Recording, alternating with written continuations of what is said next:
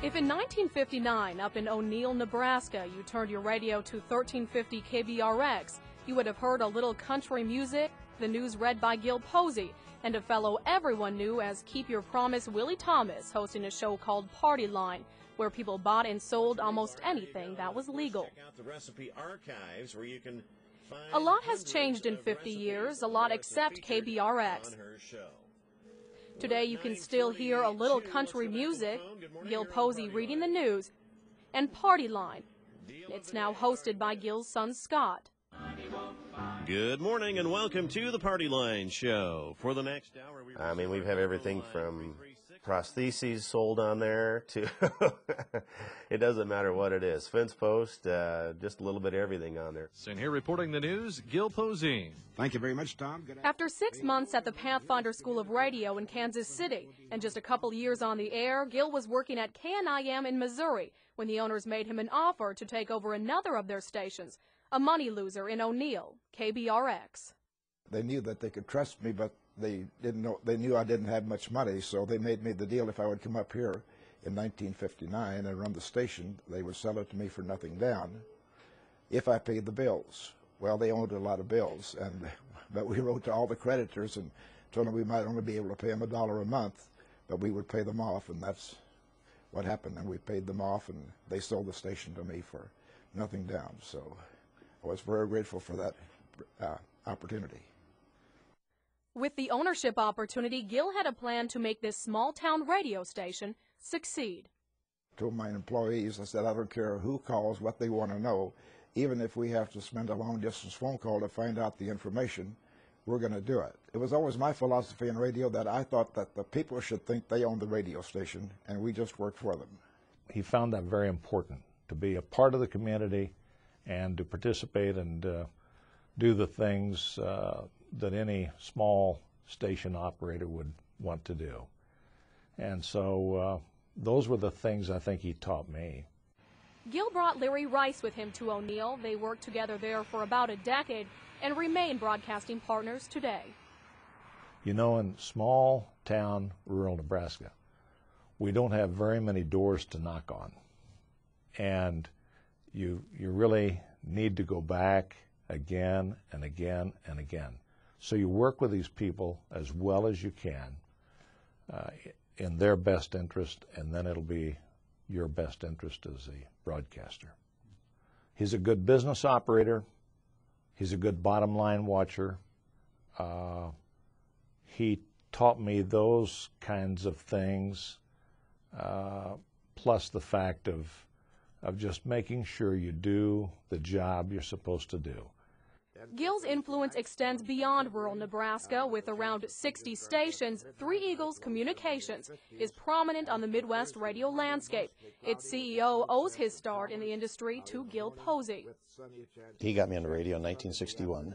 My father owned a small ranch north of O'Neill, and we hayed every summer, all summer long, and they had this radio station. And there was a job there that paid $1 an hour, and it was air conditioned and no heavy lifting, and it was somewhat glamorous, and radio became my life. So Gil Posie saved me from the hayfield, basically. You know, I've been a radio rat ever since. I worked for Gil Posie and Larry Rice for probably 2 or 3 years while I was in high school and while I was going to college. I went to college to study radio and television, got a degree in journalism, and have been in some phase of broadcasting ever since. Funeral services for Lois E. Hanson, age 80, of Tilden, will be today at 10:30 at the Faith United Methodist Church in Tilden. For 50 years, folks around O'Neill and Holt County have known they can rely on KBRX and Gil to find out what's happening in their hometowns. This is the only way that people have any idea what's going on in the community, is by us putting that information out for them. And I've had people who left here and went to another town and bigger towns, and they say, my land, we don't know anything that's going on around here because none of the stations are broadcasting the information that we did. You have to keep in mind that in the other town, you probably have the daily newspaper, and all these things can be covered in the daily newspaper. In our towns, we have a weekly newspaper. So we're really relied on heavily to produce the information almost continually. And so that's why it's so important. You know, the lost dog, the lost cat, the pet patrol items, as you mentioned, the funeral service announcements. Those are very, very important to many, many people. They want to know what time the funeral is, where it is, and we provide that service. And it goes, somebody just lost something out of their pickup on the highway. Well, 15 minutes later, probably it's going to be on the air. We have a newscast from about every town within 20 or 30 miles from O'Neill, and we have a lady or a man do like 5 minutes once a week from that town. We do the same with all the area schools, and we cover about 20-some schools now in our area, and we do a lot of local sports, and we cover all the local sports for all the schools, which is kind of difficult with that many schools, but we try to work them in once or twice during the season and carry their games. I know the highest number of funerals we've ever had in one day has been 19. Gil's service-first approach makes the little radio station a big part of the community. Go to just about any O'Neill cafe or store like McIntosh Jewelers, for example, and you'll usually hear KBRX in the background. Yeah, right now it's 50 degrees here in O'Neill, so we got a little... My mother-in-law makes her lunch and has it ready for my father-in-law at noon so they can sit down and listen to see what's happening in the country. In order to pay restitution... The gossip part of it, I myself find myself when at lunchtime, getting into a routine of turning on the radio, listening to who is in the hospital, and the local things that are happening. What happened with our city council? You know, the character, you know, their local commitment in the community, it's all local driven, and it makes a big difference in our community, it really does. Gil was a phenomenal teacher. He does radio the way radio should be done. He is local. He is on the Chamber of Commerce. He's on the United Way Board. He does the morning show. He goes down, gathers news. He sells advertising. He's Mr. Community. And really that has taught me, and that's what we do in our organization. We're heavily local. We have good news departments. We have good sports departments. We have good weather and ag people. We carry almost no syndicated product. And it isn't because we're goody two-shoes, it's because it's good business. And Gil Posie is the personification of that.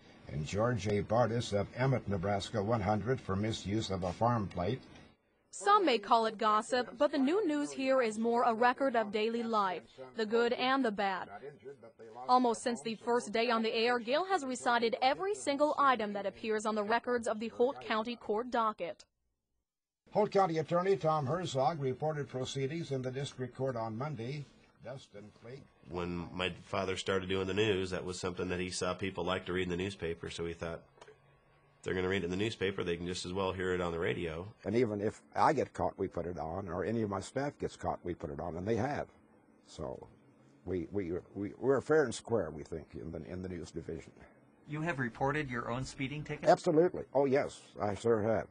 Right. It's kind of embarrassing, but, you know, why would I be any better than anybody else? Give us a call. Get in here on the party line. Our number is 3361611. Gil's son Scott is now general manager of the station.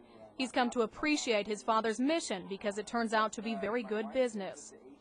Our listeners will tell the advertisers, or the advertisers hear our listeners talking about how nice we were to them, or the fact that we were able to find their lost dog or their lost keys. So they know that they're listening to the radio, and that's what the advertisers want, is listeners on the radio. A lot of people will say when they come here, boy, you don't play much music, and we don't, other than at night when we're through with our regular day. But it's just about making our radio station accessible to everyone out there. When he came into the town, he invested in that radio station. He made it a showcase and made the town proud of that radio station. And he showed that he was willing to spend some money to make some money, and I think that makes a difference in any community. I think that's the great thing about the business, is you can really make a positive difference in people's lives. You can have fun with it, and you can make a little money at it. So, and Gil is one of the entrepreneurs and one of the pioneers in doing that. Good morning and welcome to the Party Line Show. Party Line is the heart and soul of KBRX. In defiance of everything professionals and big-time radio preach these days, the program remains hugely popular. If you'd like to buy a baby calf, again, they're looking to buy a baby calf at 336-1106. Popular and profitable. Party Line is the bread and butter of KBRX, too. Sponsors buy every minute of ad time, but listeners pay to get on the air, too. Remember, if your total is over $30, it's a paid ad, and we just charge you $3.50 for your paid advertisement. I don't know how many dollars of merchandise we actually sell for our listeners on the Party Line, but it would probably be pretty phenomenal. But don't let the small-town approach at KBRX fool you. With Gil leading the way, it's state-of-the-art in terms of broadcasting on the web, and most recently installing equipment to transmit in high definition. Everything we bounced off of him, he said, let's do it. We went on the internet where we're streaming on the internet. We went on to, we just recently updated HD radio, and for somebody that's 82, he's been pretty receptive to all the ideas that we've sold him. Either that or we're really good salespeople. I don't think Gil has ever found something that was good for the station that he would not invest in. Just to the extent of HD. That's a big step in O'Neill, Nebraska, or anywhere. I think he wants to make sure that they're where they need to be in broadcasting today. He's keeping up. And yet, hometown, he'll still be able to tell when somebody's dog is loose. Broke the chain. We're at 43 degrees here. We've received 55/100ths of an inch of moisture in the past 24-hour period. It appears the chain won't be broken soon at KBRX. With Scott now running the daily operation, the intent is to keep the station locally owned. And the community-first approach Gil started 50 years ago will keep it top dog in these parts. I don't know if I'll be working still when I'm 82 or 83 years old, but boy, it's kept him young, and he enjoys what he's doing. And he's here every day at 6:30, and he's at the city council meeting or the school board meeting on Monday or Tuesday nights, and so he keeps a busy schedule. But he still takes his afternoon nap. I keep wanting Gil to retire so I can, because he's older than I am, and I figure if I can just get him to retire and get the heck out of there, then I won't have to go to work some morning. He's a pioneer. That sounds kind of old, but he is kind of old. But, I mean, he's been around a long time. He writes the checks, he scrubs the floor, he's probably done the bathroom, stool, everything that happens at a radio station. Gil has been there and done that, seen that. So he's a natural for Broadcasters Hall of Fame. I just remember those moments as being very important to me. They changed my life. They got me out of ranching. They set a career for me that's been good to me and my family. I hope I've given back to the community as much as the communities have given to me. So yeah, he really had a major impact on me and my career and my whole interest in life, basically. He's done a phenomenal job of being an important part of that community in that area. Without those radio stations, that community, I don't think would have the quality of life that it has. And there aren't many people around who have gone in, started those stations, kept stations for that many years, and not sold out to a larger corporate entity. I think he was truly one of the pioneers in Nebraska broadcasting. I'm surprised he hasn't been in the Hall of Fame prior to this. And he certainly is deserving of being in it, and I congratulate him on being inducted into the Nebraska Hall of Fame. Well, I think it's awesome. He's been here in O'Neill since '59, so he and kept the station going and made it what it is today, and it's on the internet, and we're probably one of the smallest stations in the world to be HD, and so he deserves it. Good morning, KBRX. This is Gil. And we've had chances to sell, but we wouldn't do that to the public here, you know. And I just could not see them treating the people of O'Neill like we have, and I just couldn't do that to the people here. After they've been so faithful through all these years, why, I think I owe them something. But the residents of the area say they owe something to Gil and his staff for 50 years of serving the community. Whether it's our community center that we're trying to build right now or any type of event, they really push, and our leaders in the community to make those things happen. Gil says he's been glad to provide the service to the community.